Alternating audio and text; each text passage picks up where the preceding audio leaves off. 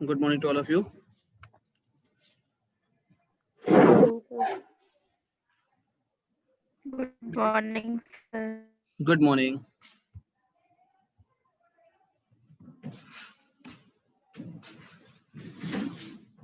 From today onwards, we will start your new chapter. Or this is the unit number 3, which is given in your syllabus. Chapter name is cyber safety. Means what are the rules or what are the precautions you have to take while you are using internet. Okay, that's why this chapter name is cyber safety. Okay, I think all of you know about the meaning of this word cyber. Clear? Now read this paragraph. Today's age cannot be even thought of without internet. Yes, we all are aware about this. We all accept this line. Okay? Today's age cannot be even thought of without internet, even in dreams. Although internet has made many things easier, but at the same time, it has posed many security risks too, if not used in a proper way. Okay? Do you agree with this line? Hmm? If you do not proper use of internet, then some problem will happen in your life. Do you agree with these lines? Yes or no? Students? Yes, sir. Hmm. Sir, Okay. Thus, it's important to know about the possible threats, challenges, and risk of working on internet to ensure personal safety and information security. This chapter is completely theoretical chapter. ठीक है? So, और you all aware of the पहले से ही पता है आप लोगों को कि क्या पढ़ना है इसमें क्या करना है. ठीक है? Just read these some sentences and write in your exam. So this chapter deals with the same. It talks about possible risk and threats on internet and the safety measures to avoid them. Means in this chapter, we will discuss only these topics, like what are the possible risks while you are using internet, or what are the threats over the internet, and which safety measures we have to follow to avoid them. Clear? So now first topic is what is cyber safety. This is the introduction part, introduction of this chapter. Look this definition. Definition is written here. Cyber safety refers to the safe and responsible use of internet to ensure safety and security of personal information and not posing threat to anyone else information.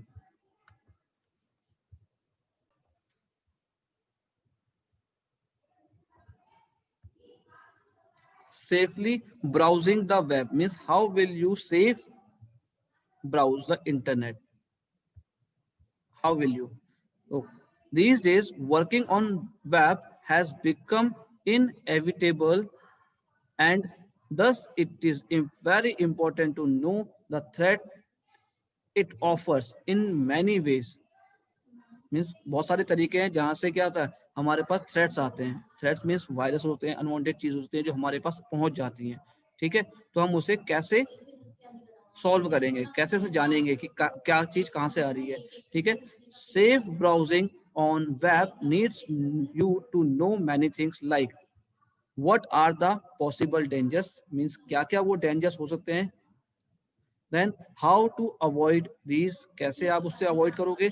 And then third, how to virtually conduct yourself while browsing web. Means ऐसा लगना चाहिए आप हो ही ना और काम कर रहे हो. मीन्स जैसे होता है ना, एक्चुअल में थर्ड पर्सन क्या है, हमारे पास नहीं है, जैसे आजकल वर्चुअल लैब हो रही है, वर्चुअल मीटिंग्स हो रही हैं, ठीक है, वर्चुअली का मीन्स क्या है, ऐसा लगता है वो पर्सन हमारे सामने बैठा है बट एक्चुअल में हमारे सामने नहीं होता। तो सिमिलरली जब आप इंटरनेट पर कोई चीज ब्राउज करोगे तो आप अपनी डिटेल्स को शो नहीं करोगे, अपनी जो डिटेल्स है आपकी वो शो नहीं करेंगे, मतलब ना आपके आईपी एड्रेस उसके पास जाना चाहिए, ना आपकी पर्सनल डिटेल्स उसके पास जाने चाहिए, ठीक है, बट आप उसके सामने प्रेजेंट होने चाहिए। आपको प्रेजेंट तो उसके सामने रहना है लेकिन आपका डेटा उसके पास नहीं आना। That's why it is saying that how to virtually conduct yourself while browsing the web. आप इंटरनेट को तो ब्राउज कर रहे हो, नेट चला रहे हो, बट वर्चुअली कंडक्ट करना है तो कैसे करोगे? So for this, thus you need to know not every site is safe to visit. Yes, जैसे कि बहुत सारी वेबसाइट होती हैं, ठीक है, वो आपको पता है उसमें वायरस भी हो सकता है, उसके लिंक पे वायरस होता है, क्लिक करोगे तो वायरस आपके सिस्टम पे भी आ सकता है, मोबाइल में आ सकता है, ठीक है। So every website is not safe, ठीक है, to visit. Whatever you post और do online is visible to others, not everything that you see और is promised online is true. Yes, बिल्कुल सही बात लिखी है, ठीक है। वट एवर यू पोस्ट, जो भी आप पोस्ट करते हो, जो भी आप काम करते हो ऑनलाइन, ठीक है, वो दूसरे को दिखना चाहिए। Not everything that you see और is promised online is true, और जो आपको हमेशा दिखता है ऑनलाइन वो हमेशा सही हो ऐसा भी कोई जरूरी नहीं है, ठीक है। Also safeguarding your computer is very crucial before you go online. That means you have to use safeguard. Safeguard means either you have to use firewall or you have to use genuine antivirus software, ठीक है। जब भी आप कहाँ जाते हो, online जाते हो, तो ये अपने तरफ से क्रूशियल रोल प्ले करता है, बता देगा आपको कि ये वेबसाइट जेन्युइन है या नहीं है, इसमें रिस्क है कि नहीं है, ये हार्मफुल पेज है कि नहीं। जब आप डाउनलोड करते हो तो आता है हार्मफुल, कीप और डिस्कार्ड, ठीक है, तो हार्मफुल वो लिख के आ जाएगा पहले से, ये हार्मफुल है, आपको रखना है या नहीं, पहले बताएगा आपको रखना है। अब आप कह रहे हो हाँ मुझे रखना है जबरदस्ती, तो आप रखोगे, कीप करोगे, अदरवाइज आप डिस्कार्ड कर दोगे उसे, ठीक है। So there are some rules you must follow to conduct yourself online, and there are other things that you must know so that you can counter unknown dangers, ठीक है। अब क्या क्या हो सकते हैं? First point, identity protection while using internet. You have to follow this. Identity protection means आपकी identity दूसरे के पास तक ना जाए। आइडेंटिटी मीन्स आपकी basic information, means personal information नहीं जानी चाहिए वहां दूसरे के पास तक, ठीक है। आपके ऑनलाइन अकाउंट डिटेल्स नहीं जाना चाहिए, ठीक है, वरना हैकर्स कोई भी फ्रॉड कर सकते हैं।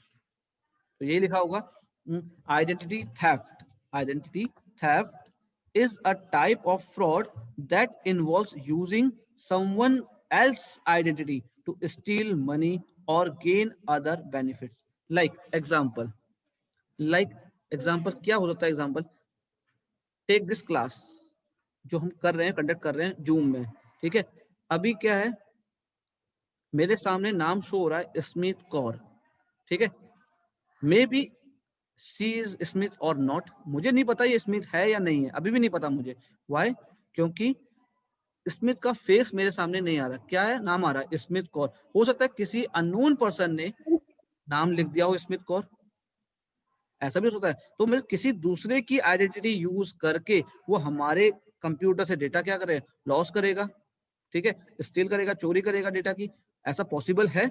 तो आपको अपनी आइडेंटिटी दूसरे तक नहीं पहुंचानी है, मीन्स अपने पर्सनल इंफॉर्मेशन दूसरे तक नहीं देनी है, ठीक है। अब सपोज यहाँ पर क्या था, फेस आता किसी का, तो मैं कहता हाँ स्मिथ यहाँ प्रेजेंट है,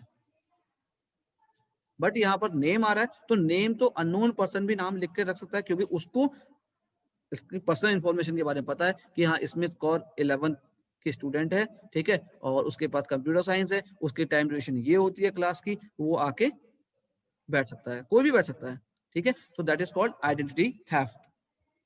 identity theft is a type of a fraud, ये एक तरह का फ्रॉड है, that involves using someone's else identity to steal money.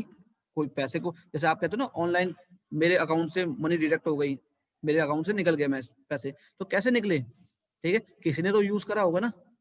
और gain other benefits. Online identity theft refer to an act of stealing someone's personal information such as name, देखो मैंने ये बात बोली थी, नेम, किसी का नेम ले लेना या लॉगिन डिटेल्स किसी की हो वो ले लेना, and then posing as a person online, और ऐसा लगेगा मुझे या किसी और को कि वो पर्सन ऑनलाइन अवेलेबल है, बट जबकि वो पर्सन ऑनलाइन होता ही नहीं है। Clear?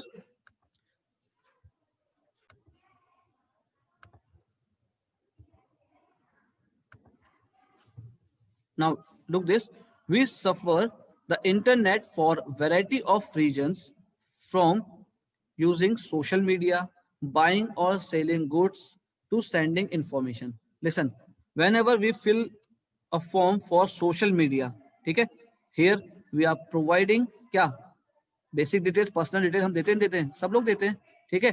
Then similarly buying and selling goods, that time we also provide our basic details, personal details और account detail, everything we are providing for buying and selling good, देते ही है, ठीक है। तो इसमें भी क्या होता है, कोई दूसरा पर्सन जो हैकर्स है वो क्या कर लेगा, हमारे डेटा को स्टील कर लेगा, चोरी कर लेगा उसकी। Then when we give out private data to businesses and other internet user, such as filling up some forms or making payment online, we trust them to use the information for legitimate purposes, ठीक है। Means हमें ये पहले से ही confirm कर लेना है कि जो वेबसाइट में हम डेटा दे रहे हैं वो ट्रस्टेबल वेबसाइट है, लाइक फ्लिपकार्ट में हम डेटा देते हैं, अमेजोन में हम डेटा देते हैं, ठीक है। तो पहले से पता करना है उनके बारे में कि हाँ ये ट्रस्टेबल वेबसाइट्स हैं और लेजिटिमेट पर्पस के लिए हमारी इंफॉर्मेशन का यूज करेंगे या नहीं करेंगे, ये किसी को और को तो हमारी इंफॉर्मेशन नहीं दे रहे हैं, ऐसा नहीं होना चाहिए, ठीक है। पहले उसके बारे में कंफर्म कर लो। This isn't always the case through and though and financial and personal data can be used for harmful reasons like hacking, stacking, and identity fraud.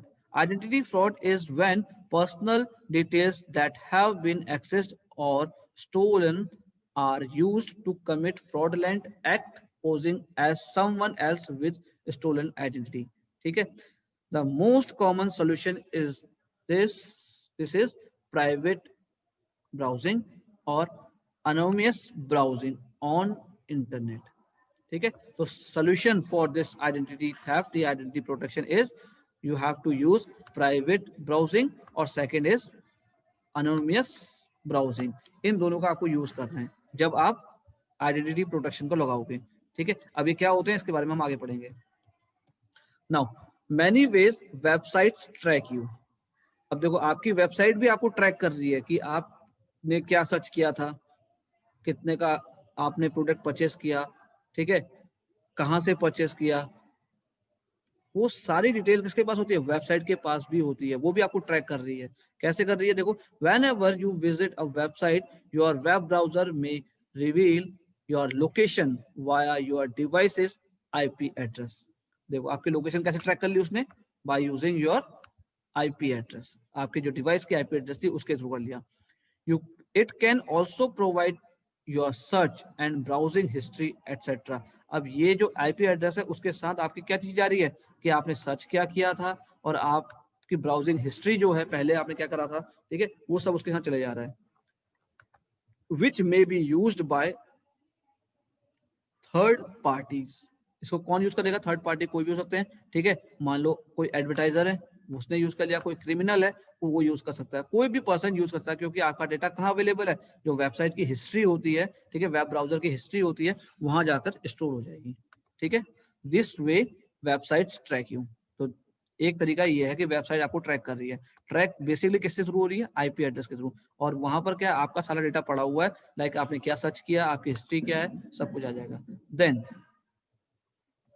Then next is the type of information is compiled through your web page patterns and which websites generally use for tracking you, ठीक है। like generally includes क्या क्या हो सकता है, first is IP address, कैसे करा, IP address के through, second is cookies and tracking scripts इसके थ्रू। तो first is IP address। IP address is a unique address of your device when you connect to the internet, clear। once you connect to the internet,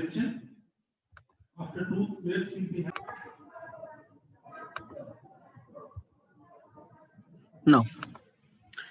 It's likely that your computer share your IP address with the other network device in your house or office. From your IP address, a website can determine your rough geographical location. देखो, पहले भी उसने ये बात कही थी कि यदि आपकी लोकेशन उसे सर्च करनी है, देखो आपकी लोकेशन देनी है तो आपके डिवाइस का वो आईपी एड्रेस पिक करेगी, तो आपकी लोकेशन पता चल जाएगी कि आपने डेटा कहाँ से एक्सेस किया है, कहाँ से वेबसाइट एक्सेस की है, और या आप कहाँ पर हो इस वक्त। तो सिमिलरली ये कहना चाह रहा है कि जो आईपी एड्रेस होता है वो एक यूनिक एड्रेस होता है डिवाइस का, ठीक है, जब आप इंटरनेट के साथ कनेक्टेड होते हो। It's likely that your computer shares your IP address with other network device. अब देखो, जो आपके कंप्यूटर का आईपी एड्रेस है वो किसी दूसरी डिवाइस के साथ भी क्या हो रहा है, अटैच्ड हो रहा है, ठीक है, अटैच हो रहा है। And wait a minute,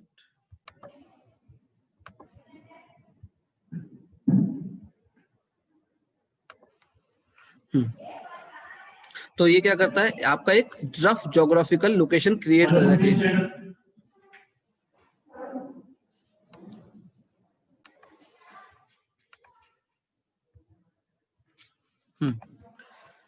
Next is cookies and tracking scripts. Cookies are small pieces of information websites can store in your browser. They have plenty of legitimate uses. For example, when you sign into your online banking website, a cookies remember your login information. It's just like a history.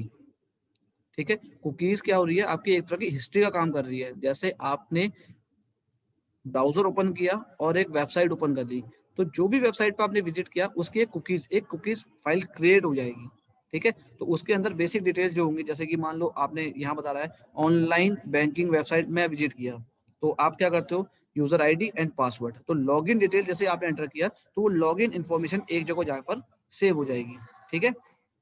When you change a setting of a website, a cookies store that setting so it can persist across page loads and sessions. अब देखो, आपने एक बार setting save कर दी, मान लो setting क्या change करनी है, जैसे मैंने ये देखो ब्राउजर में, अब मैं इसे क्या कर रहा हूँ, साइज को रिड्यूस कर रहा हूँ, ऐसे करके मैं साइज को इंक्रीज कर रहा हूँ। तो क्या होगा, ये इस ब्राउजर के इस टाइम पर इस ब्राउजर के सारे पेजेस में साइज क्या चलेगा, ये सेम साइज चलेगा। तो उसका मीन्स इसने क्या कर दिया, अपने अंदर जाकर कहीं ना कहीं पर इसे सेव कर दिया कि मैं सेटिंग्स में चेंज कर रहा हूँ वो सेटिंग कहाँ है, कहीं ना कहीं जाकर सेव हो जा रही है। जैसे लिखा भी इसमें, for example you change the zoom percentage of your web page, जो आपने वेब पेज अभी ओपन कर रखा है उसका जूम परसेंटेज आपको क्या करना है, वो अपने आप सेव कर लेगा कहीं ना कहीं। Then this setting will reflect on all opened web pages, ठीक है।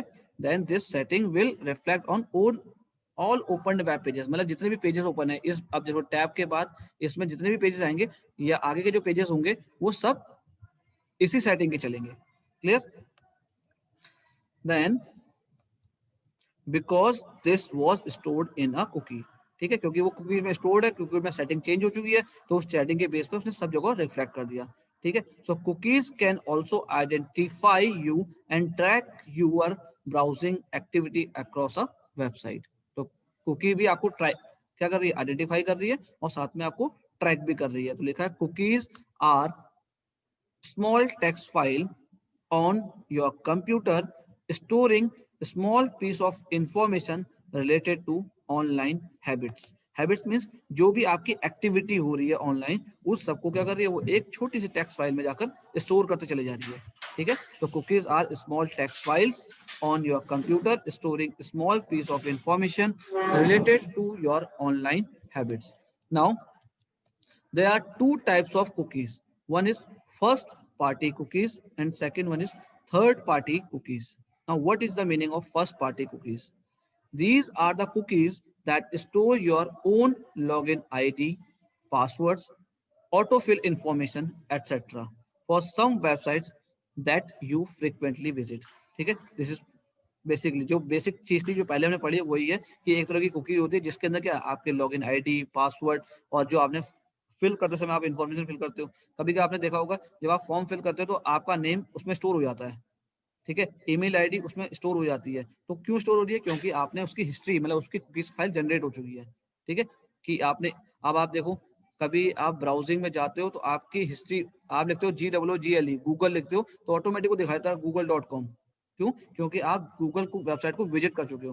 तो some frequently visited website also stored in your computer.